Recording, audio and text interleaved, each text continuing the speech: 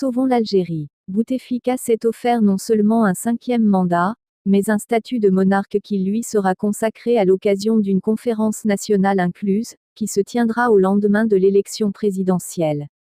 Un statut qui lui permettra de désigner son héritier pour terminer son mandat au cas de son décès.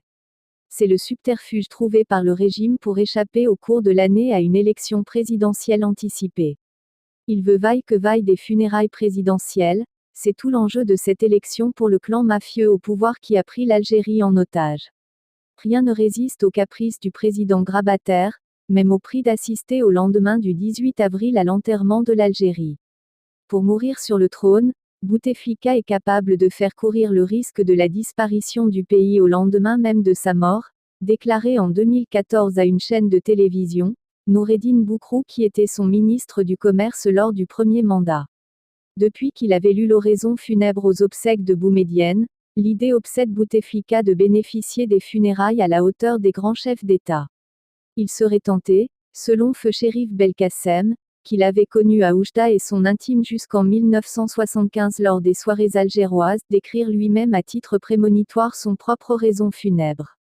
Pour caricaturer la mégalomanie de Bouteflika n'hésitera pas un instant dans sa tombe à demander à Azraël l'ange de la mort de lui ramener la vidéo de ses obsèques pour voir s'il était à son hauteur. C'est cette seule préoccupation moribonde qui occupait tous les pans du régime pendant l'été dernier, alors que des dizaines de jeunes se jetaient dans la mer dans une tentative vaine de trouver une terre clémente, ou pendant qu'Ayache agonisant au fond de son puits attendait une main fraternelle pour le secourir, ou bien que des millions de jeunes universitaires quémandaient des débouchés afin de pouvoir se sentir chez eux, dans leur pays, que l'Algérie souffrante espérait respirer un air de liberté et retrouver un peu d'espoir pour sentir bon y vivre. Il fallait user de tous les stratagèmes pour s'assurer des funérailles présidentielles pour Bouteflika. La dernière volonté du parrain est un deal sacré qui lie le clan. Le seul différend qui opposait ses membres était autour de la personne qui lui succédera le lendemain de sa mort, mais pas autour du 5e mandat comme beaucoup de médias l'ont laissé entendre.